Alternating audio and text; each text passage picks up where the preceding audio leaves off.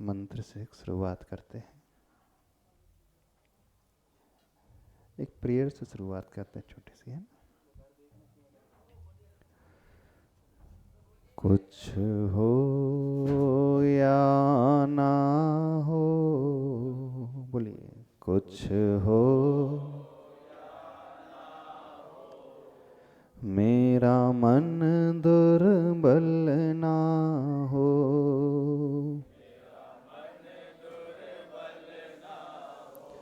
प्रेम भाव से क्षमा भाव से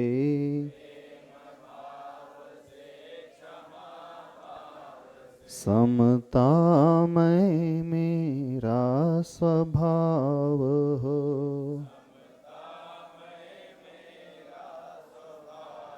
गुणी जनों के दर्शन से, गुणी जनों की नित मंगल मंगल हो, कुछ हो या ना हो,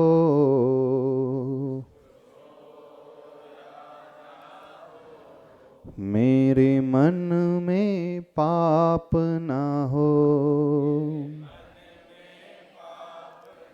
कुछ हो या ना हो,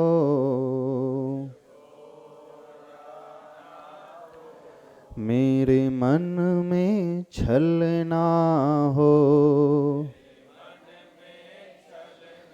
कुछ हो या ना हो, मेरे मन में वैर ना हो, कुछ हो या ना हो, मेरे मन में क्रोध ना हो,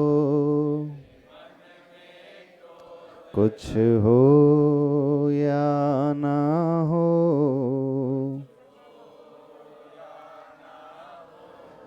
मेरे मन में छल ना हो, मेरे मन में वैर ना हो, मेरे मन में काम ना हो, मेरे मन में दोष ना हो, मेरा मन दुर्बल ना हो, मेरा मन दुर्बल ना हो, अहिंसा परमो धर्म की, भगवान महावीर स्वामी की, संत शिरोमणि आचार्य भगवान गुरुदेव श्री विद्यासागर जी महाराज की, पूज्याचार्य श्री समय सागर जी महाराज की,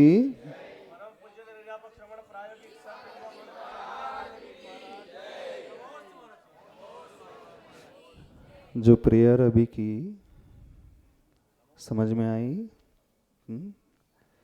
क्या कहा हमने? कुछ हो या ना हो, मेरा मन दुर्बल ना हो। मन दुर्बल कब होता है? जब मन दुर्बल हो जाता है उस समय क्या होता है? मन दुर्बल क्यों होता है? जब आपके मार्क्स कम आते हैं, एग्जाम में मार्क्स कम आते तब मन दुर्बल हो जाता है, और टीचर डांटते हैं उस समय मन दुर्बल हो जाता है, और जब किसी से झगड़ा होता है उस समय मन दुर्बल हो जाता है, और जब आप निराशा में डूब जाते हो तो मन दुर्बल हो जाता है, डर लगता है तो मन दुर्बल होता है।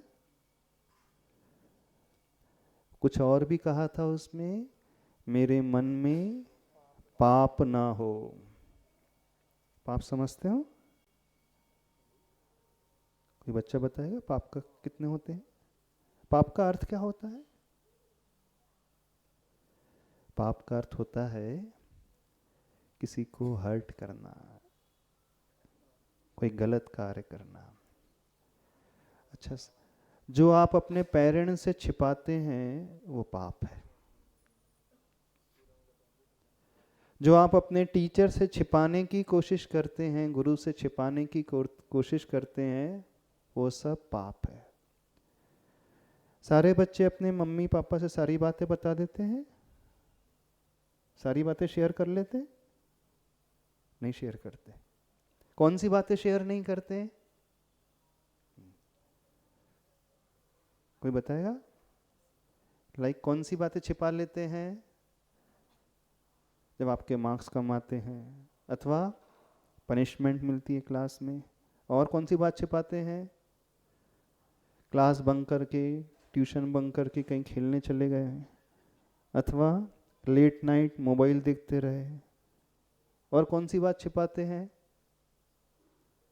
छुपाते हो कि नहीं? कौन कौन सी बातें छिपाते बताओ?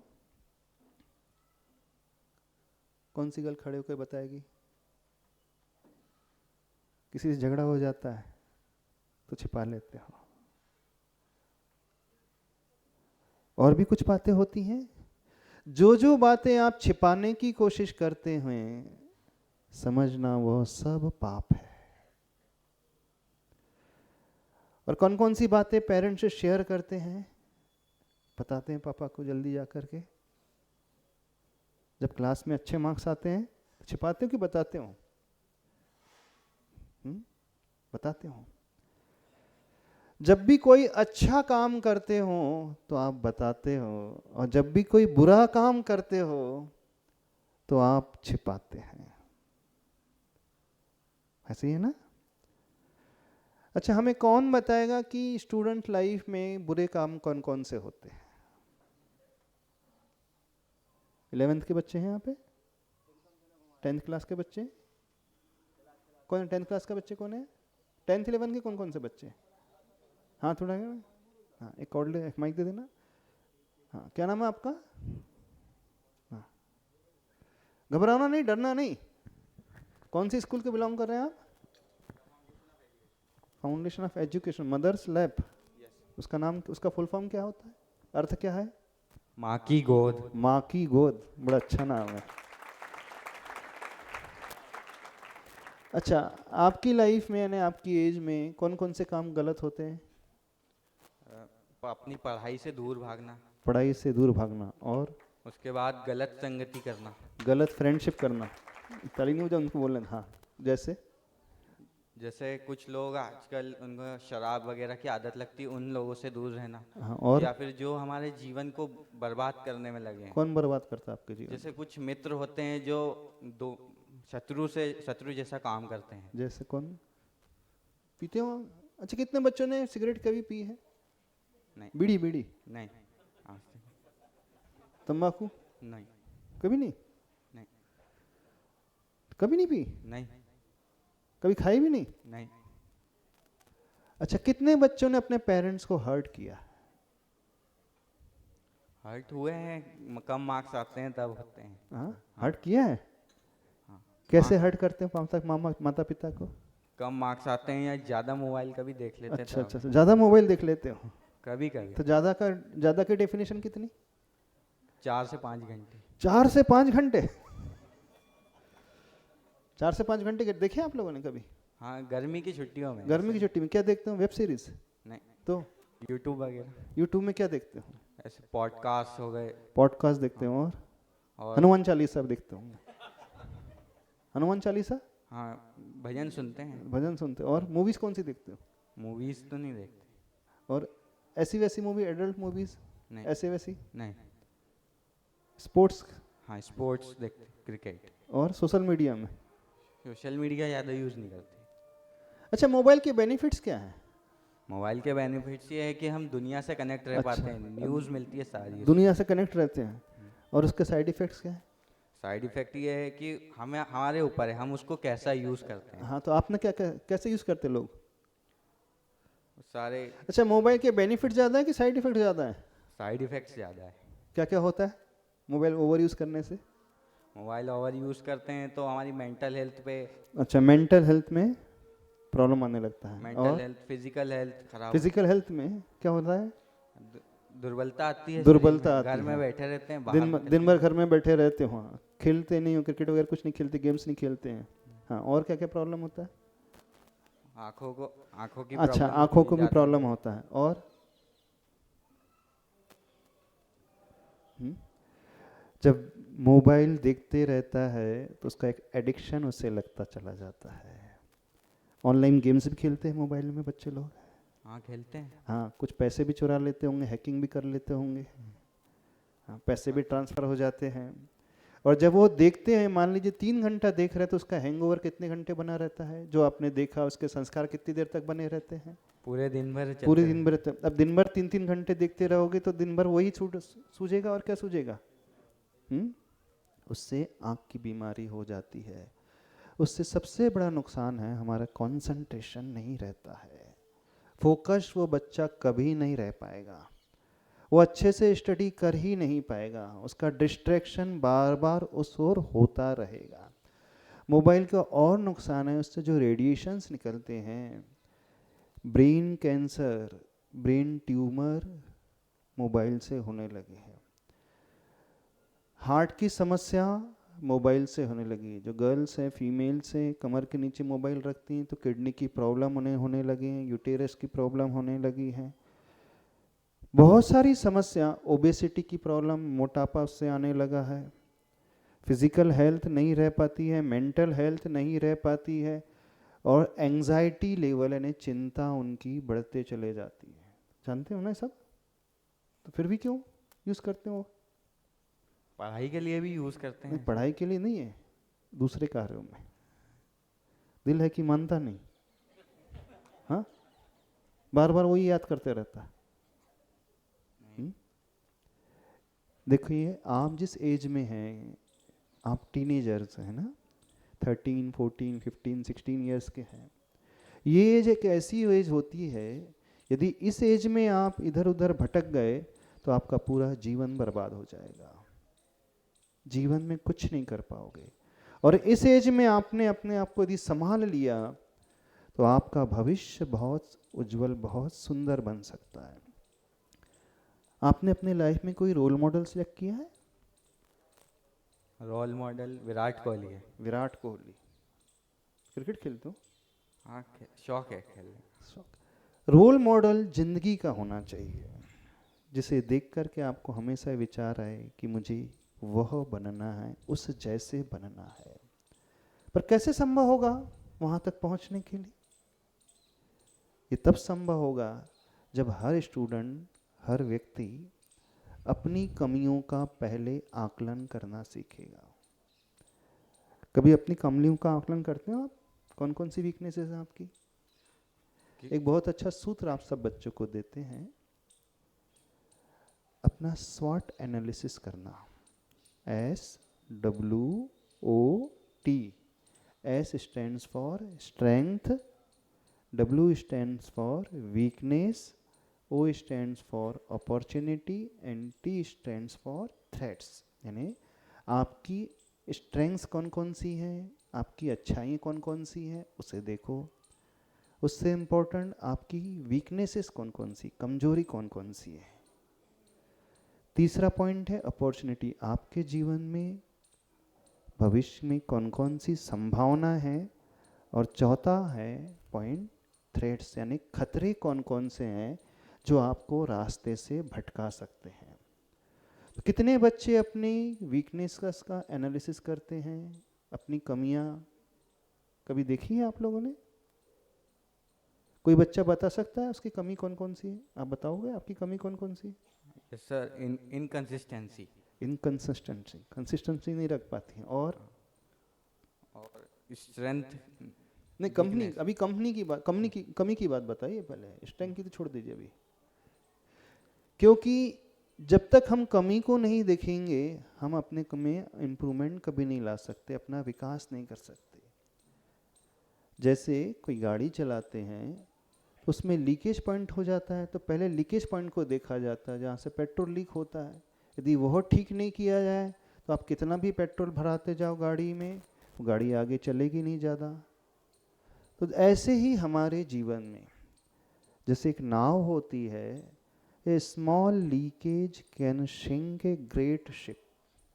नाव का स्मॉल लीकेज भी होता हो, छोटी सी भी उसमें छिद्र हो, दरार हो, तो बड़े से बड़े जहाज को वह छिद्र अथवा वो दरार डुबो सकती है। डुबो देती है कि नहीं? नाव कब डूब जाती है? जब नाव में छेद होता है। छेद होगा नाव में तो क्या होगा? पानी, नदी का पानी नाव के अंदर आ जाएगा, और जब नदी का पानी नाव के अंदर आ गया तो एक समय वो आएगा कि नाव डूब जाएगी। ऐसे ही सबकी जिंदगी होती है, सबकी लाइफ होती है। आपकी लाइफ में भी जो छेद होंगे वो छेद कमी के रूप में होते हैं, और किसी के जीवन में एक कमी नहीं होती है, बहुत सारी कमी होती है। कौन कौन सी कमी होती है आपकी लाइफ में? सबसे ज़्यादा कमी होती है, सबसे बड़ी कमी होती है, आपका मन भटकता है।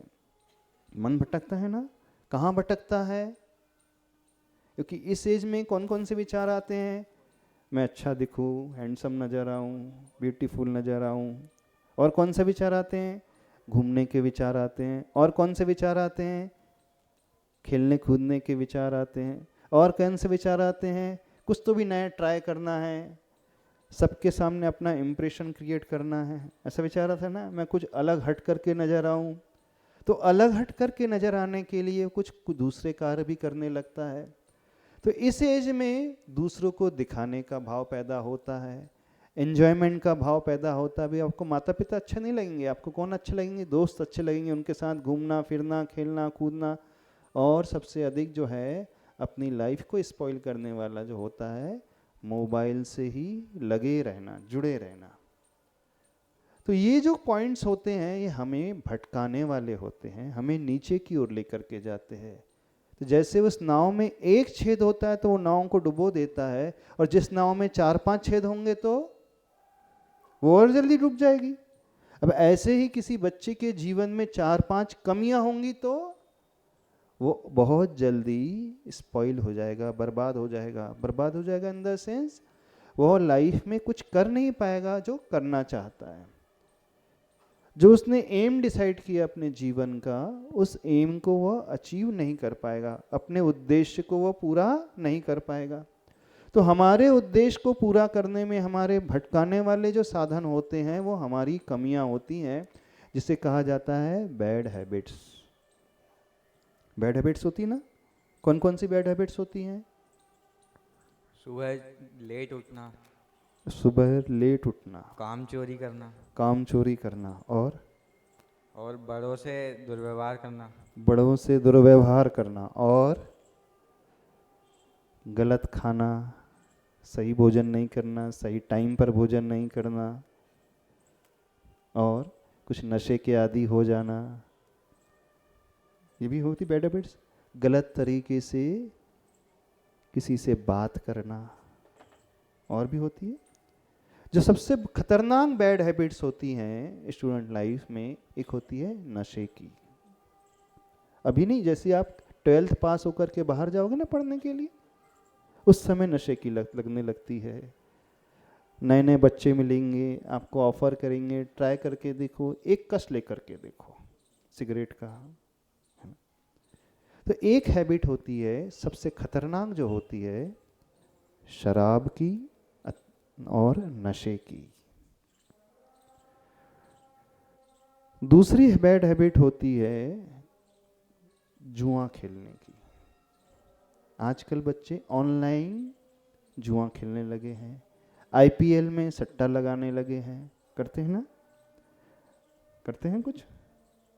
तीसरी बैड हैबिट होती है, बता दें, फ्लर्ट करने की। फ्लर्ट समझते हो? छेड़छाड़ी करने की। छेड़छाड़ी भी करते हैं ना कि नहीं करते? जो विद्यार्थी होता है उसके कितने लक्षण होते हैं पता है आपको? काक चेष्टा, बको ध्यानम, स्वान निद्रा तथैव च, अल्पाहारी ब्रह्मचारी विद्यार्थी एतः पंच लक्षण। पढ़ा होगा ना आपने? नहीं पढ़ा? 5 लक्षण होते हैं ना विद्यार्थी के। कौन कौन से? काक चेष्टा, यानी जैसे कौवे की चेष्टा होती है। कौवा हमेशा अलर्ट रहता है, वो हमेशा जागृत रहता है। बको ध्यानम, यानी जैसे वो बगुला है अपने लक्ष्य के प्रति हमेशा अलर्ट रहता है, उसी को देखता रहता है। तो जो स्टूडेंट होता है, विद्यार्थी होता है, अपने लक्ष्य को हमेशा फोकस करके रखता है। स्वान निद्रा, जैसे स्वान की निद्रा होती है, तुरंत उठ निकल कर कार्य करने वाला। और सबसे बड़ी विशेषता उसमें आती है ब्रह्मचारी ने। जब तक उसका विद्यार्थी जीवन होता है, वह किसी भी स्टूडेंट्स को, उन्हें गर्ल्स जो हैं बॉयज़ को गलत दृष्टि से नहीं देखेंगी, और बॉयज़ जो हैं गर्ल्स को गलत दृष्टि से नहीं देखेंगे। ब्रह्मचारी का मतलब ऐसा। तो सबसे ज़्यादा डिस्ट्रैक्शन इन पॉइंट से होता है। बच्चे जो भटकते हैं, यहीं आकर के भटकते हैं। और आप लोगों के पास आज भटकाने के बहुत सारे मीडियम्स हैं। जब भी आप मोबाइल खोलते हो तो सब तो मोबाइल स्मार्टफोन यूज़ करते होंगे कि कीपैड वाला यूज़ करते हैं? एंड्रॉयड यूज़ करते होंगे ना? कीपैड वाले मोबाइल कितने यूज़ करते हैं? आउटडेट हो गया कीपैड वाला अब तो, है ना? कौन सा मोबाइल यूज़ करते हो? एंड्रॉयड अथवा आईफोन, वही वाला यूज़ करते हो कि नहीं? टच स्क्रीन वाला। तो आप मोबाइल में क्या क्या कंटेंट्स देखते हो? गुड कंटेंट ज़्यादा कि बैड कंटेंट ज़्यादा? बैड कंटेंट समझते हो क्या होता है? बैड कंटेंट जानते हो? बुरा कंटेंट क्या होता है? गलत प्रकार की मूवीज़ देखना, गलत प्रकार के वीडियो क्लिपिंग्स देखना, गलत प्रकार के दृश्य देखना, उस प्रकार की म्यूज़िक सुनना। क्योंकि जब इस एज में आप आने लगते हैं, 14 इयर्स 15 इयर्स की एज में, आपकी बॉडी में भी हार्मोनल चेंजेस होने लगते हैं, आपके शरीर में भी परिवर्तन होने लगते हैं, आपके मन में कुछ इच्छाएं पैदा होने लगती हैं, आपके मन में भाव पैदा होने लगते हैं, घूमने फिरने के, लोगों को दिखाने के। तो आप बड़ों की नहीं सुनते हो, आप सिर्फ अपने फ्रेंड्स की सुनते हो, है ना? अब आपको माता पिता अच्छे से नहीं लगते होंगे, आपको लगता है मम्मी तो हमेशा टोकती रहती है, ये लगता है ना? नहीं लगता? तो अभी सबसे ज्यादा संभालने की आवश्यकता होती है बच्चों को, क्योंकि बच्चे उस लता की भांति होते हैं। लता देखिए आपने, लता समझते हो? बेल, बेल जानते हो? जैसे लौकी लगती है, तुरई लगती है, सब्जी होती है ना। एक होता है पेड़ है, उसका तना होता है, तना जो होता है वो कठोर होता है, और जो लता होती है उसका तना नहीं होता, वो बहुत सॉफ्ट होती है, वो अपने दम पे कभी ऊपर नहीं उठ सकती। जैसे मनी प्लांट देखा होगा आपने, मनी प्लांट देखा है? तो मनी प्लांट ऊपर कैसे चढ़ता है? उसे रस्सी की सपोर्ट की आवश्यकता होती है, अथवा किसी बांस के सपोर्ट की आवश्यकता होती है। तो जब रस्सी या बांस का सपोर्ट मिलता है उस मनी प्लांट को, तो उसकी बेल धीरे धीरे ऊपर चढ़ने लगती है। तो जो बच्चे होते हैं, स्टूडेंट्स होते हैं, उस लता की भांति होते हैं। जैसा उसे सपोर्ट मिलेगा उसके अनुसार या तो वो ऊपर भी चढ़ सकते हैं, और सपोर्ट अच्छा नहीं मिलेगा तो लता क्या है, आजू बाजू फैल जाती है, तिरछी फैलती है, और धीरे धीरे वो सूख जाती, नष्ट हो जाती है। तो जिन बच्चों को अच्छा सपोर्ट मिलता है, अच्छा गाइडेंस मिलता है, अच्छा मार्गदर्शन मिलता है, तो वे मार्गदर्शन को प्राप्त करके ऊपर चढ़ने लगते हैं, उनका जीवन अच्छा बनने लगता है। और जिन बच्चों को अच्छा सपोर्ट नहीं मिलता है, तो वो गलत संगति में आ जाते हैं, और गलत संगति में आकर के इधर उधर के कार्य करने लगते हैं, नशे आदि का सेवन करने लगते हैं, टाइम वेस्ट करने लगते हैं, स्टडी में फोकस नहीं रहते, पढ़ाई नहीं करते हैं, और एन्जॉयमेंट, मौज मस्ती में ही समय निकाल देते हैं, और अपनी स्टडी को भी कंप्लीट नहीं करके फिर बाद में वह स्कोर नहीं कर पाते जितना वो चाहते हैं, भटक जाते हैं। तो इस एज में आपको संभालने की सबसे ज़्यादा आवश्यकता होती है। तो अपना सपोर्ट अच्छा होना चाहिए और अपना फ्रेंड सर्कल अच्छा होना चाहिए, आपके दोस्त अच्छे होना चाहिए। कुछ दोस्त होते हैं जो गलत व्यवहार करने वाले होते हैं, कुछ दोस्त होते हैं जो हमेशा अच्छा व्यवहार करते हैं। तो आप लोगों के दोस्त कैसे हैं? गलत व्यवहार करने वाले भी होंगे, घूमने फिरने वाले होंगे, टीवी देखने वाले, मोबाइल में यूँ लगे रहने वाले होंगे। तो इस बात को समझना, यदि आपने 12th तक अपने आप को संभाल लिया तो आपकी जीवन जो है बहुत अच्छा बन जाएगा, और अभी भटक जाओगे तो फिर जीवन भर पछताओगे। पर कैसे संभाल पाओगे? तो वह बच्चा अच्छे से अपने आप को संभाल लेता है जो एक प्रोटेक्टिव शील्ड अपने चारों तरफ क्रिएट कर लेता है। प्रोटेक्टिव शील्ड क्या होते जानते हो? एक सुरक्षा कवच। जैसे कोई सुरक्षा कवच से सुसज्जित योद्धा होता है, वो जब रण क्षेत्र में लड़ने के लिए, युद्ध मैदान में लड़ने के लिए जाता है और वह कवच पहने हुए होता है, तो कोई उस पर प्रहार करता है तो तलवार से उसका प्रहार उस पर लगता नहीं है, यानी उसकी जान नहीं जाती, वो बच जाता है। क्यों बच जाती है जान उसकी? कभी देखा आपने? रामायण देखी होगी, महाभारत देखी होगी, जो सैनिक लोग युद्ध लड़ते हैं पहले कैसे कर पहनते थे? लोहे का कवच। अथवा शिवाजी की जीवनी आपने देखी होगी, तो शिवाजी क्या पहनते थे? लोहे का कवच, सुरक्षा कवच पहनते थे। तो सुरक्षा कवच से सुसज्जित जो योद्धा होता है वह कभी भी मरता नहीं है, तलवार का प्रहार भी होता है तो वह उस कवच उसे बचा लेता है। ऐसे ही आपके स्टूडेंट की लाइफ में सुरक्षा कवच होता है, आपके जीवन में एक लिया हुआ गुरु के समक्ष नियम, एक संकल्प। यदि आप गुरु के समक्ष कोई इस एज में संकल्प ले लोगे, नियम ले लोगे, तो वह नियम आपकी लाइफ में हमेशा सुरक्षा कवच की भांति आपकी रक्षा करेगा। सुरक्षा कवच हमेशा रक्षा करने वाला होता है। तो कौन सा नियम? एक ऐसा नियम जो आपको हमेशा बचा करके रखेगा। अभी आपको समझ में नहीं आएगा, जैसे ही आप कॉलेज लाइफ में जाओगे, फर्स्ट ईयर में जाओगे, उस समय आपको एक नया माहौल मिलेगा, क्योंकि अब आप पढ़ाई तो कॉलेज लाइफ में यहाँ करोगे नहीं। कहाँ पढ़ने जाओगे? या इंदौर जाओगे या भोपाल जाओगे। जिसकी मान लीजिए जिसको इंजीनियरिंग करना है तो बाहर जाएगा, डॉक्टरी की पढ़ाई करना है, सीए की पढ़ाई करना है, एलएलबी की पढ़ाई करना है। क्या बनना आप लोगों को बड़े होकर के? क्या बनना है? एंटरप्रेन्योर बनना है। और बाकी लोगों को क्या बनना है? इंजीनियर कितने बच्चों को बनना है इंजीनियर बड़े होकर के? इंजीनियर कितने को बनना है? किसी को इंजीनियर नहीं बनना। अच्छा, डॉक्टर कितने बच्चों को बनना है? डॉक्टर, हाँ। और पुलिस ऑफिसर कितने बच्चों को बनना है? बहुत अच्छा। और एलएलबी वकील किस किस को बनना है? अभी सोचा नहीं है बच्चों ने, इसका अर्थ है अर्ली एज हो गई ऐसा लग रहा है। अभी सोचा नहीं जिंदगी में क्या करना है। 10th 11 के बच्चे तो सोच लेते हैं कि उसे इंजीनियर बनना है, कि डॉक्टर बनना है, कि वकालत करना है। तो आपको हायर स्टडीज करना होगा, तो वो आपके हरदम में तो नहीं हो पाएगी। कहाँ होगी अब?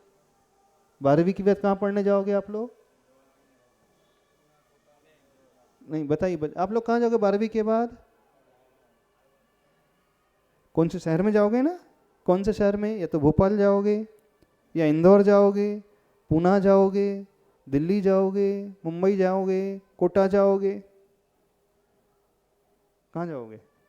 कहने का मतलब है आप अपने घर को छोड़ करके, पेरेंट्स को छोड़ करके बाहर किसी हॉस्टल में पढ़ने के लिए जाओगे, है ना?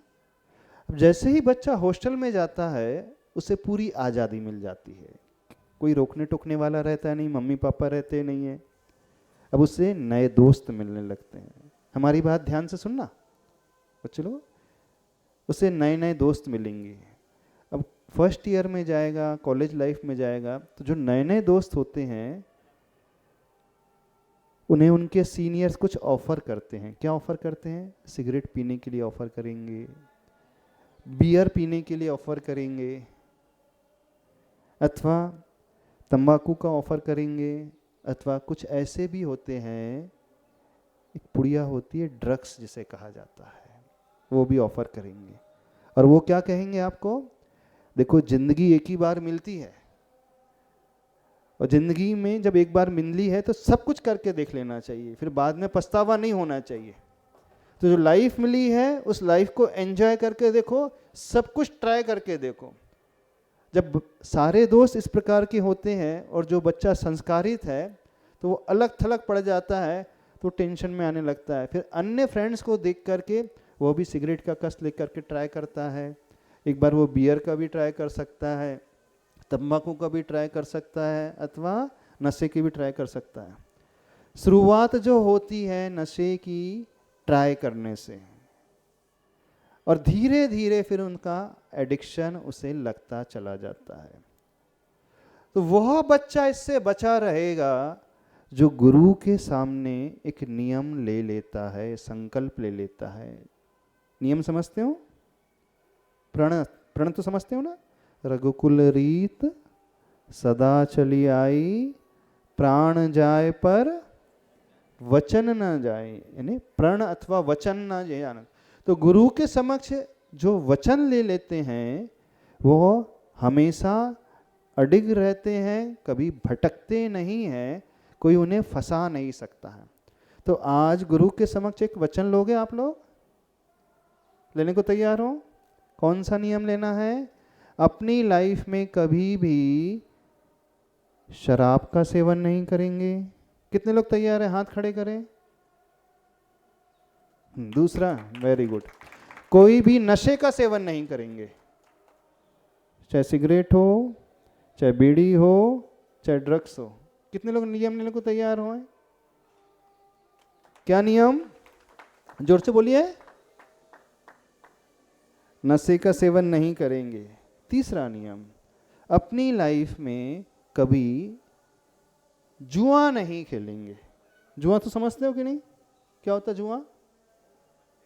पत्ते खेलना, रुपए लगा करके पत्ते खेलना, सट्टा लगाना, कैसीनो में जा करके लगा लेना, अथवा आईपीएल में सट्टा लगा लेना। जब आईपीएल चलता है ना, ये टीम जीत, बम्बई जीतेगी कि हैदराबाद जीतेगी, तो 1 का 5। कैसा होता सट्टा? कैसे लगता है? 1 रुपए लगाएंगे तो 5 मिलेंगे, 100 लगाएंगे तो 500 मिलेंगे। और ये सबसे आसान होता है। ताश पत्ते में तो दिखता है दुनिया को, और आईपीएल के सट्टे में दिखता नहीं है। तो धीरे से फोन करके लग रहा था मैं 1000 रुपये लगा देता हूँ, ये टीम जीतेगी।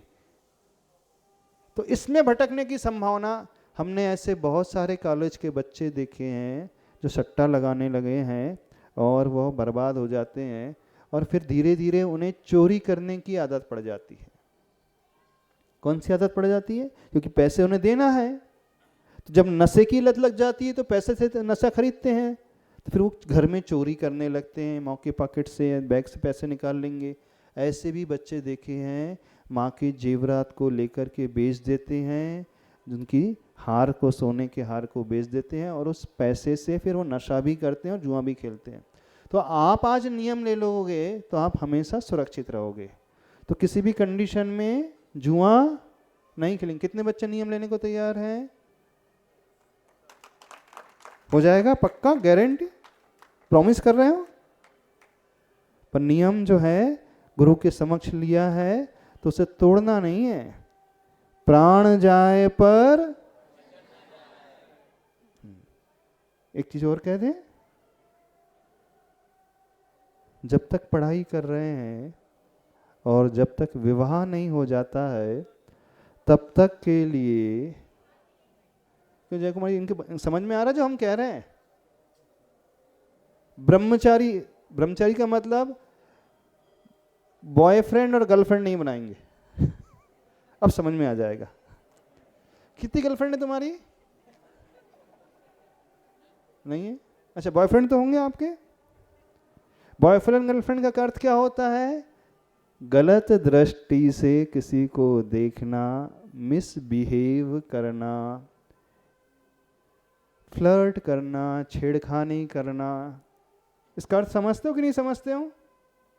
पिक्चर देखते होंगे तो पिक्चर में तो समझ में आता है, हीरो हीरोइन का। रोमांटिक मूवीज देखते होंगे ना? नहीं देखिए?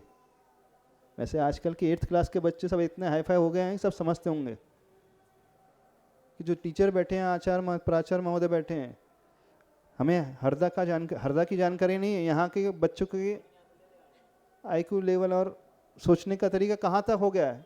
8th 9 के बच्चे सब समझते कि नहीं ये सब बातें आज के ज़माने में? सबके हाथ में मोबाइल है, तो हमें पूरा विश्वास है ना आप हनुमान चालीसा पढ़ते होंगे ना आप भजन देखते होंगे, ना भगवान की आरती सुनते होंगे, आप तो फिल्मी सॉन्ग सुनते होंगे और ऐसे वैसे दृश्य देखते होंगे। तो जब तक पढ़ाई कर रहे हैं तब तक बॉयफ्रेंड और गर्लफ्रेंड नहीं बनाना। ये थोड़ा सा कठिन नियम है। टीचर लोग कहेंगे तो हो सकता है हमारी बात अच्छे से कन्वे कर सकते हैं, क्योंकि आपको देख करके थोड़े करेंगे। समझ में आ रहा है क्या क्या कहा हमने? खड़े होकर के बोलना। पीछे वाले को माइक दे दो।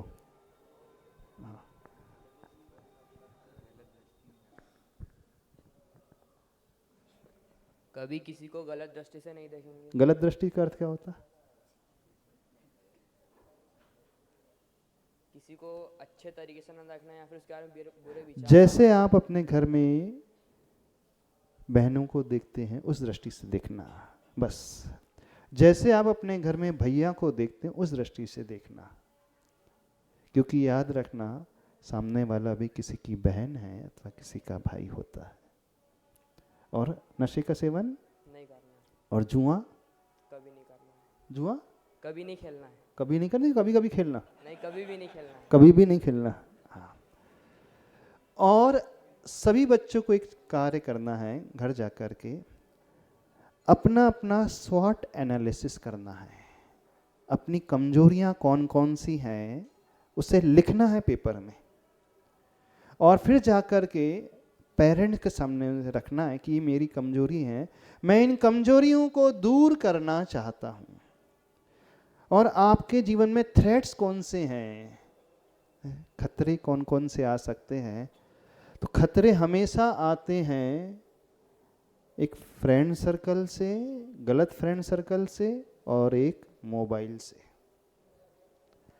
भटकने की संभावना इन दोनों से होती है, क्योंकि जैसे ही बच्चे यहाँ से हॉस्टल में जाएंगे, अब कोई गार्जियन नहीं मिलेगा आपको, ना मम्मी रहेंगी ना पापा रहेंगे, ना कोई देखने वाला रहेगा। आप हॉस्टल में अकेले दोस्तों के साथ रहोगे, और जब कोई देखने वाला नहीं होता है तो उसे पूरी आज़ादी मिल जाती है। वो जब चाहे सो सकता है, जब चाहे उठ सकता है, जो चाहे खा सकता है, जो चाहे पी सकता है, जो चाहे देख सकता है, अपनी बॉडी का मिसयूज कर सकता है। ठीक है? अच्छा, एक बात और पूछे, हेल्दी डाइट में एग कितने लोग खाते हैं? अंडा, वो बैसेस बनाने के लिए। ये सारे बच्चे प्योर वेजिटेरियन ही है। नॉनवेज कितने हैं आप खाने वाले? ऑमलेट खाने वाले हैं? तो हाथ खड़े कर दे जो नॉनवेज खाते हैं। घबराओ नहीं, डरो नहीं, ऐसे उसमें क्या बात है। खाते हो फिश, चिकन, नहीं, मीट, नहीं, अंडा, आमलेट, कोई खाता है? तो अपनी डाइट हमेशा शाकाहारी रखना, क्योंकि जिन भगवान को मानते, कौन से भगवान को मानते आप लोग? हनुमान जी। हनुमान जी, और कृष्ण जी, और राम भगवान, और भी कोई है? भोलेनाथ जी, और जीसस को भी मानने वाले हैं कुछ बच्चे इसमें। तो कोई भगवान अंडा खाते थे? ना कृष्ण जी खाते थे, ना रामचंद्र जी खाते थे, ना हनुमान जी खाते थे। और कौन सी देवी को मानते हो? तो कोई देवी भी नहीं खाती थी ना। तो जब आपके भगवान ने कभी नॉनवेज नहीं खाया, तो हमें भी कभी नॉनवेज नहीं खाना है। हो सकता है नियम? यदि आज यहां यह नियम ले लोगे और जब यहां से आप जाओगे बाहर पढ़ने के लिए, तो ये नियम आपकी सुरक्षा लाइफ टाइम के लिए करेगा। ये कभी आपको भटकने नहीं देगा। और जो बच्चा गुरु के समक्ष नियम ले लेता है वो हमेशा फोकस्ड रहता है, फिर वो जो सोच लेता है उसके अनुसार वो अचीव भी कर लेगा। जो आपका गोल होगा जीवन का, जो आप बनना चाहते हो जीवन में 12वीं के बाद, जो आप पाना चाहते हो उसे आप अचीव कर लोगे। क्यों? क्योंकि आपके पास गुरु का आशीर्वाद रहेगा और वह नियम की सुरक्षा रहेगी। जब भी ऐसे लाइफ में मौके मिलेंगे, भटकने की संभावना होगी, तो आपको ये नियम याद आ जाएगा और वो आपको संभाल करके रखेगा। कर सकते हो? एक बात और, डिस्ट्रैक्शन जिससे होता है उससे बचना बहुत ज़रूरी है। और आज के ज़माने में जैसे वो मैडम कह रही थी, मोबाइल, हम जानते कि मोबाइल छोड़ नहीं पाओगे आप, लेकिन एक नियम ले लेना, मैक्सिमम 1 घंटा दिन भर में। कठिन होगा ये तो, किसी ने कहा ना 4 घंटे 5 घंटे, नहीं, स्टडी पर्पस के लिए यूज कर सकते हैं। मैक्सिमम 1 घंटा। उसमें सोशल मीडिया भी आ गई, आपके व्हाट्सएप भी आ गया, इंस्टा भी आ गई, रील्स भी आ गई, ट्विटर भी आ गया, यूट्यूब भी आ गया, और क्या है, फेसबुक भी आ गया, और भी कुछ है, स्नैपचैट भी आ गया, और भी कुछ होता है, और क्या क्या देखते हो उसमें? बस इतना ही है। इतना ही है कि और भी कुछ है? नहीं, इसके अलावा हमें पता नहीं, नए नए कुछ आ गए होंगे तो। नहीं, हाँ, नहीं है। थ्रेड है, टेलीग्राम है। दिन भर मिला करके, चाहे सवेरे हो, दोपहर हो, शाम हो, ये नियम थोड़ा सा कठिन है। ये नियम कितने बच्चे लोग ले सकते हैं? दिन भर में 1 घंटे से ज़्यादा टोटल मिला करके। मान लीजिए सवेरे 10 मिनट देखा तो फिर पूरा हो 50 मिनट बचेगा, सुबह 10 मिनट, तो फिर दोपहर को 10 मिनट, पूरा टोटल मिलाकर मैक्सिमम कितने बच्चे ले सकते हैं? 1 घंटे से ज़्यादा यूज नहीं करेंगे। अच्छा, 2 घंटे वाले, 2 घंटे वाले कितने बच्चे हैं? और 3 घंटे वाले, और दिन भर मोबाइल में लगे रहने वाले? शायद उनको डर लग रहा है गुरु के सामने कैसे कह दें। क्यों जय कुमार जी, ऐसे ही लग रहा होगा ना? ऐसा लग रहा होगा, क्योंकि सब बच्चे बैठे हैं, टीचर्स भी बैठे हैं, आपके प्रिंसिपल भी बैठे हैं, उनके सामने तो कुछ बोल नहीं सकते, इस कारण सब शांत बैठे हैं। ऐसा तो नहीं है? देखिए, जो बच्चे नियम ले रहे हैं, हमारा टीचर से कहना है, उन्हें आप प्रोत्साहित करेंगे, उनके लिए कुछ ना कुछ कॉम्प्लीमेंट देंगे, कुछ ना कुछ प्रोत्साहन उन्हें मिलना चाहिए। जो कुछ अच्छा कार्य करेगा उसे एक मोटिवेशन मिलना चाहिए, तब तो वो आगे आएगा, तभी तो वो उन बच्चों से अलग हट करके रहेगा। जैसे कोई टॉप करता है क्लास में तो उसे प्रोत्साहित किया जाता है कि नहीं, मेडल मिलता है ना। ऐसे ही जीवन के क्षेत्र में, क्योंकि ये आपने कर लिया तो समझना आपका जीवन बहुत अच्छा बन जाएगा। एक बात याद रखना, आपके पेरेंट्स ने, आपके माता पिता ने आपको बहुत कुछ दिया है ना। आपने अपने माता पिता को क्या दिया? खुशी कि आंसू? क्या दिया? अभी तो कुछ भी नहीं दिया। कुछ भी नहीं दिया? आंसू नहीं देते? हाँ, आंसू भी देते हो। जब उनका कहना नहीं मानते हैं तो दुख तो होता होगा, माँ को होता है ना दुख। कितने बच्चों ने खुशियां दी अपने मम्मी पापा को? किसी ने खुशियां नहीं दी? लड़के लोग ये नहीं देते खुशियां, हमेशा रुलाते रहते मम्मी पापा। हाँ, कुछ कहना चाहते हैं? हाँ, माइक दे दो उनको। गर्ल्स किस प्रकार से आप खुशियां दे पाओगे? अच्छे बता दो। हाँ, गर्ल्स को दे दो माइक। देखो, आज की सेशन को याद रखना, जीवन में बहुत काम आएगा। आपके पेरेंट्स आपके कौन से कार्य से प्रसन्न होंगे? जो स्टूडेंट लाइफ में जो हमारा धर्म है पढ़ाई का, हाँ। तो पढ़ाई में जैसे इस बार 10th थी हमारी, तो हाँ। 10th बोर्ड के जो रिजल्ट आए वो सेटिस्फाइड थे, मतलब स्टूडेंट मतलब पेरेंट्स के लिए। हाँ। तो वो खुश हुए हमसे। और अगर जैसे कि दूसरे बड़ाई करते हैं हमारी, मतलब हमने जो कुछ कार्य करा, कुछ वो भी मतलब कुछ ऐसा था नहीं कि किसी को दिखा रहे हैं, पर अगर कोई दूसरा हमारी बड़ाई कर रहा है पेरेंट्स से कि हाँ तुम्हारे बच्चे अच्छे हैं, तुम्हारे बच्चे मतलब अच्छा काम कर रहे हैं, तो उससे भी पेरेंट्स खुश होते हैं। तो ये चीज़ें हैं। अच्छा, तो आपने क्या किया अपनी लाइफ में अभी? इस बार 10th में ऐसा था कि साल भर मतलब मैं इतनी प्रोडक्टिव नहीं रह पाई, पर जब बोर्ड की जो डेट लिस्ट आई थी, मतलब कि हाँ अब इस तारीख से बोर्ड स्टार्ट हो रहे हैं, तो तब थोड़ा सा डिसिप्लिन लाई कि हाँ अब पढ़ना है, अब तो पढ़ ही लेना चाहिए। तो हाँ, एक बहुत अच्छी बात है, सेल्फ डिसिप्लिन, स्वयं के ऊपर अनुशासन करना सीखें। फोर्सफुली डिसिप्लिन नहीं, सेल्फ डिसिप्लिन होना चाहिए, आत्मानुशासन जिसे कहा जाता है। जो गाड़ी हाईवे पे नियमों का पालन करते हुए चलती है, उसका एक्सीडेंट नहीं होता है। एक्सीडेंट कौन सी गाड़ी का होता है? जो ट्रैफिक रूल्स को फॉलो नहीं करती है, स्पीड लिमिट को क्रॉस कर जाती है, गलत तरीके से जो ड्राइव करता है, उसी का एक्सीडेंट होता है। ऐसे ही जो व्यक्ति, जो स्टूडेंट अपने को डिसिप्लिन बना करके चलेगा, वह अपने एम को अचीव कर पाएगा। हाँ, और किसी बच्चे को कुछ कहना है? हाँ, और कुछ कहना है आपको? हाँ, और किसी को कुछ शेयर करना है? आप जब इसका एग्ज़ाम आती तो टाइम टेबल के अनुसार पढ़ते हो ना? टाइम टेबल बनाते हो कि नहीं? तो जो टाइम टेबल बना करके स्टडी की जाती है, फोकस्ड रहती है, उससे उसका डिस्ट्रैक्शन नहीं होता। तो आपको एक टाइम टेबल बनाना अपने लाइफ में कि मॉर्निंग में किस टाइम से किस टाइम तक मोबाइल यूज़ करेंगे। मोबाइल फ्री आवर नहीं, मोबाइल यूज़ आवर डिसाइड करना है। कैसा? मोबाइल यूज़ करने का समय मॉर्निंग में, आफ्टरनून में और इवनिंग में, बस उतने ही टाइम यूज़ करेंगे, बाकी अपने आप को मोबाइल से दूर रखेंगे, तो आप बच पाओगे।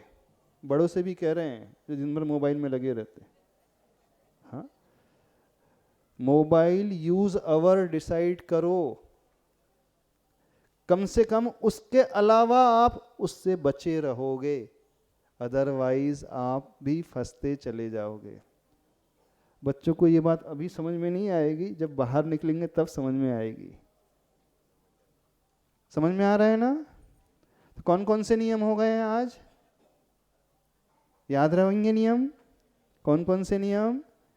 कभी नशे का सेवन नहीं करेंगे, कभी जुआ नहीं खेलेंगे, कभी नॉनवेज नहीं खाएंगे, और कौन सा बताया था? हाँ, और क्या बताया था हमने?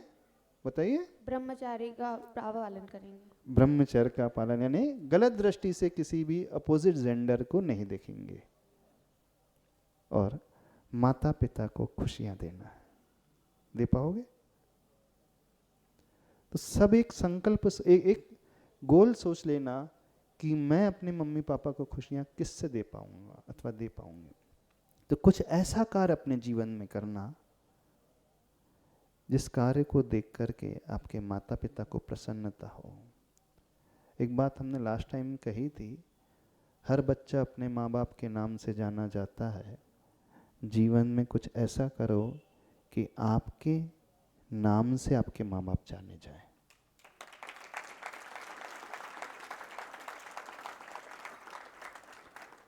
कुछ ऐसा करना आपके काम से आपके माता पिता की पहचान हो। कैसे पॉसिबल होगा? या तो स्टडी में कुछ ऐसा स्कोर करो, स्पोर्ट्स में कुछ ऐसा करो, सेवा के क्षेत्र में कुछ ऐसा करो, धर्म के क्षेत्र में ऐसा करो, माता पिता की आज्ञा के पालन में कुछ ऐसा करो। नहीं, आपके काम से आपके माता पिता का, परिवार का नाम, आपकी स्कूल का नाम होना चाहिए, आपके गांव का नाम होना चाहिए कि हाँ ये बच्चा अथवा ये बच्ची हरदा से है, ये बच्चा जो इस स्कूल से आया है, और ये बच्चा इस घर से आया है। तो आपकी पेरेंट्स को आपके ऊपर गर्व होना चाहिए। ऐसा गोल सेट करके रखना लाइफ में। करोगे? कौन सा गोल सेट करोगे, किससे गर्व होगा? मात्र स्टडी से नहीं है, पढ़ाई से नहीं। एक अच्छा इंसान हमें बनना है, एक ऐसा इंसान जो सिर्फ अपने लिए नहीं जीता है बल्कि जो दूसरों के लिए भी जीता है। वह करुणा की भावना, और यही धर्म है। एक दूसरे के काम आना, एक दूसरे की हेल्प करना, एक दूसरे को कुछ देने की कोशिश करना। ठीक है, कोई डाउट तो नहीं है? समय हो रहा है। कुछ पूछना चाहो तो नहीं? हमारी बातें ऐसा तो नहीं आपके सिर से ऊपर चले गई? कठिन तो नहीं हो गई आपके स्टैंडर्ड से? क्यों बच्चों लोग टीचर से पूछना चाह रहे हैं? कोई हाईफाई ज्यादा ऊपर वाली बातें तो नहीं कह दी हमने? कोई डाउट है, कुछ पूछना है? हाँ, कई बच्चों को ये भी लग रहा होगा कि जिन्होंने पहली बार जैन मुनि के दर्शन किए होंगे। कितने बच्चों ने पहली बार जैन साधु के दर्शन किए हैं? अच्छा, थोड़ा सा बच्चों को दर्शन करने के बाद ऑड भी लग रहा होगा, क्योंकि हम लोग वस्त्र नहीं पहनते हैं। लग रहा है ना? शर्म भी आ रही होगी ना? आ रही कि नहीं शर्म? क्योंकि ये कैसे साधु हैं जो कपड़े नहीं पहनते हैं? शर्म आ रही? दुनिया में जैन साधु सबसे बड़े तपस्वी और त्यागी होते हैं। उनका कोई मोह नहीं होता है। वो वस्त्र इसलिए नहीं पहनते हैं कि उन्होंने अपने मन के समस्त विकारों को जीत लिया है। और दुनिया में जो भी वस्त्र पहनते हैं वो तो अपने आप को छिपाने के लिए, लज्जा के कारण, अथवा मन में विकृति होती है उसको ढांकने के लिए वो वस्त्र पहनते हैं। तो जैसे जब बालक का जन्म होता है, बालक यथाजात होता है, एकदम सरल होता है, जैसा उसका मन होता है वैसे ही उसका व्यवहार होता है, वैसे ही उसके बोल होते हैं। तो जो जैन साधु होते हैं उस बालक की भांति जैसे बाहर वैसे ही भीतर होते हैं। हमारे परम गुरु हैं आचार्य गुरुदेव श्री विद्यासागर महाराज जी, जो जैनों के सबसे महान गुरु थे। उनकी तपस्या बहुत बहुत बहुत बड़ी थी। तो जब जैन साधु यदि जिसे मिल जाए, जिनके जीवन में दर्शन हो जाए, तो वो ये सबसे बड़े मांगलिक माने जाते हैं। उस व्यक्ति को, उस स्टूडेंट को हमेशा उस क्षेत्र में सफलता मिलेगी जिस कार्य को करने जा रहा है। और मंगल स्वरूप यदि जैन साधु के दर्शन हो जाए तो समझना ये सबसे बड़े मंगल माने जाते हैं। तो जैन साधु जो होते हैं न ठंडी में वस्त्र पहनते न गर्मी में, और हम लोग जो है केस लॉन्च भी करते हैं, ने हाथों से सिर के बालों को उखाड़ते हैं। कभी देखा आपने? नहीं देखा? कैंची से नहीं कटते, हाथों से काटते। और 24 घंटे में एक बार आहार भोजन लेते हैं, वो भी खड़े होकर के लेते हैं, और बीच में कुछ आ जाए तो अंतराय मान करके छोड़ देते हैं। तो बहुत सारे संत होते हैं दुनिया में, लेकिन जैन संत एकदम निष्प्रह होते हैं, ऊपर से उठे हुए होते हैं, उनकी कोई इच्छाएं नहीं होती हैं। इसलिए वो उस बालक की भांति निर्वस्त्र होते हैं। कोई मन में विकृति नहीं, कोई इच्छा नहीं होती है। सब कुछ जिन्होंने जीत लिया है। भीतर विषय वासना वर्ते, बाहर लोक लाज अति भारी, तातय परम दिगंबर मुद्रा, धर न सके दीन संसारी। दिगंबर मुद्रा यानी दिशा ही जिसके अंबर होते हैं। अंबर का अर्थ होता है वस्त्र। तो साधु, जैन साधु के वस्त्र कौन से होते हैं? 10 दिशाएं ही उनके अंबर होते हैं। और हर कोई व्यक्ति दिगंबर बन नहीं सकता। क्यों नहीं बन सकता? भीतर विषय वासना बरते, बाहर लोक लाज अति भारी, तातय परम दिगंबर मुद्रा, धर न सके दीन संसारी। हर व्यक्ति इस बाने को नहीं धर सकता है। इसके लिए बहुत साहस चाहिए, वैराग्य चाहिए, दृढ़ता चाहिए और निष्प्रहता चाहिए। तो डरना नहीं, श्रद्धा का भाव लेकर के बड़े अच्छे से भाव लाते हुए समर्पित होते ये कार्य करना है। ठीक है? और कुछ कहना है आप लोग? टीचर्स को कुछ कहना है? हाँ जय कुमार जी, आप बता कुछ। हाँ बुला लीजिए। आलोक जी।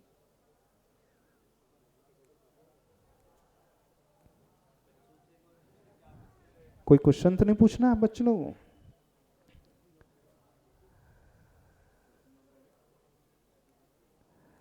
थोड़ी झिझक सी हो रही होगी बच्चों को फर्स्ट टाइम में, है ना। अभी नेमावर में थे, यहाँ नेतृत्व विकास शिविर लगा था, वहाँ सरस्वती शिशु मंदिर के 100 बच्चे यहाँ और बच्चे आए थे, 5 दिन तक के लिए वहाँ पे शिविर लगा था नेमावर में। बहुत सारे उन्होंने अच्छे से कुछ नेतृत्व की कलाओं को, जीवन विकास की कलाओं को सीखा था। हाँ, एज अ स्टूडेंट हमारा सबसे बड़ा धर्म है कि पढ़ना है, पर हाँ, जो हमारा धर्म है एज अ हिंदू, मतलब स्पिरिचुअल लाइफ में आना, स्पिरिचुअलिटी में आना, जैसे हनुमान चालीसा रोज पढ़ना, हाँ, भगवद गीता पढ़ना, लाइक वो डिसिप्लिन नहीं आ पाता है। ऐसे हमने कर लिया कि हाँ रोज पढ़ रहे हैं, पर जैसे एग्जाम्स अभी हमारे एग्जाम्स आ रहे हैं, तो उसके कारण हम कभी कभार पढ़ाई के कारण स्पिरिचुअलिटी को ज़्यादा टाइम नहीं दे पाते।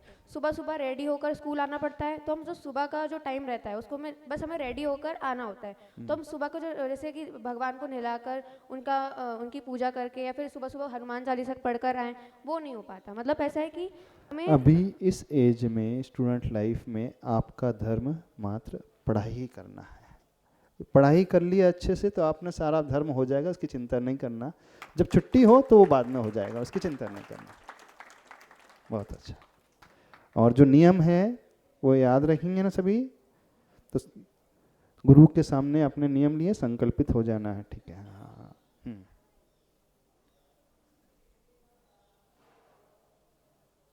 और कुछ और कोई अपना प्रश्न पूछना चाहे इधर से? शिक्षक गण में अगर कोई अपना प्रश्न रखना चाहे मुनिश्री।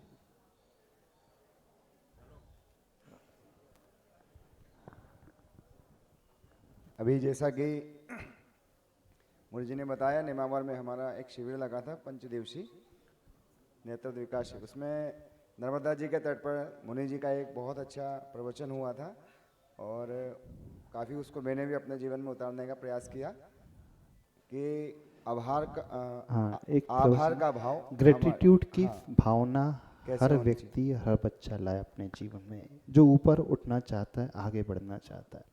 यदि आप कुछ पाना चाहते हो तो आभार का भाव लेकर के आए सबके प्रति, जिसने आपके जीवन में मदद की है, छोटे से लेकर बड़े तक, पृथ्वी जल अग्नि वायु आकाश से लेकर सब्जियां फल फूल, उस अन्न को लेकर माता पिता, टीचर्स, स्टूडेंट्स, फ्रेंड्स, आपकी सोसाइटी में, समाज में रहने वाले जो भी हैं, इवन आपके नौकर हैं, टैक्सी ड्राइवर हैं, जो जो आपको हेल्प करते हैं, उन सब का आभार का भाव हमेशा लेकर के आना।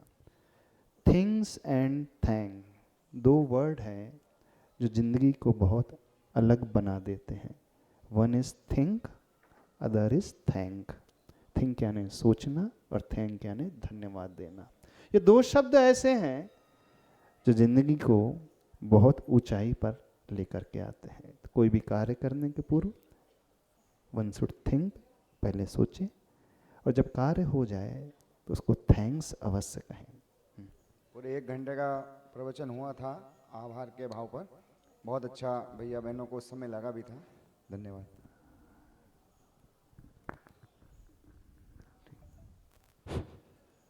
आज के इस महत्वपूर्ण कार्यक्रम में जब यहाँ पर हरदा के बड़े बड़े विद्यालयों के सभी स्टूडेंट्स यहाँ पर आए हैं, एक मुनिश्री के माध्यम से निश्चित तौर पे हमको ऐसी शिक्षाएं आज मिली होंगी आप सभी को, जो हमारे जीवन में एक बड़ा बदलाव लाएंगी। और न सिर्फ बदलाव लाएंगी, पर ऐसे समय पे जब हमारे सामने कोई मार्गदर्शन देने वाला नहीं होगा, हम अकेले होंगे, या आपके पेरेंट्स आपके साथ नहीं होंगे, ऐसे समय पे जो संयम की बात मुनिश्री ने बताई, जो नियमों की बात बताई, यदि हम उनसे अपने आप को प्रोटेक्ट करते हैं तो कहीं भी डिस्ट्रक्शन नहीं होगा, किसी प्रकार से हम अपनी लाइफ में कभी कोई हम नुकसान नहीं होगा हमें। तो इन सब बातों को यदि हम आज जो भी हमने सुना है उसको यदि आत्मसात कर लेते हैं, हमेशा हमेशा के लिए उनको अपने हृदय में गहरा बैठा लेते हैं, तो मुझे लगता है कि ये जो आज का सेशन है हम सब की लाइफ के लिए एक महत्वपूर्ण, एक लाइफ चेंजिंग सेशन बनेगा। बनेगा कि नहीं बनेगा?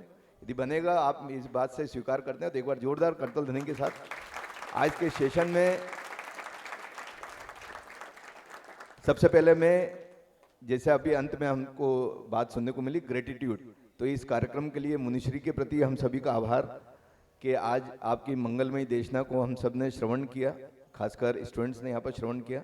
साथ ही साथ यहाँ पर जो विभिन्न विद्यालयों के, सरस्वती विद्या मंदिर के, हमारे फाउंडेशन ऑफ एजुकेशन स्कूल के और साथ ही साथ माइंड साई इंटरनेशनल स्कूल के जो भी संचालक गण हैं, वे सभी, उन सभी के प्रति भी हम आभार प्रदर्शन करते हैं कि आपने अपने बच्चों को यहाँ पर लेकर आए और एक दिगंबर संत के आज उनको दर्शन करके साथ ही साथ उनकी बातों को सुनने का भी एक अवसर यहाँ पर उनके लिए उपलब्ध कराया।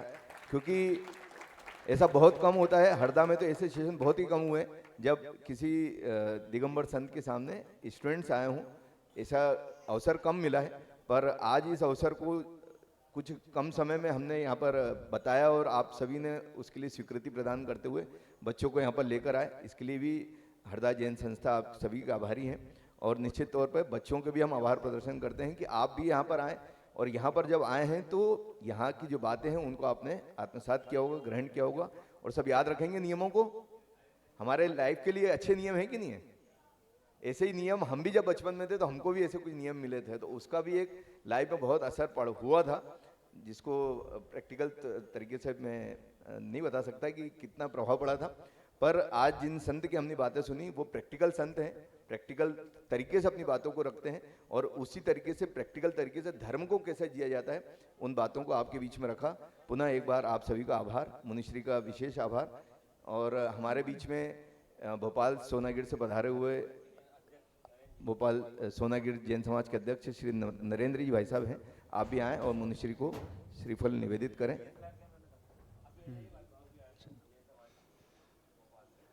हाँ बिल्कुल।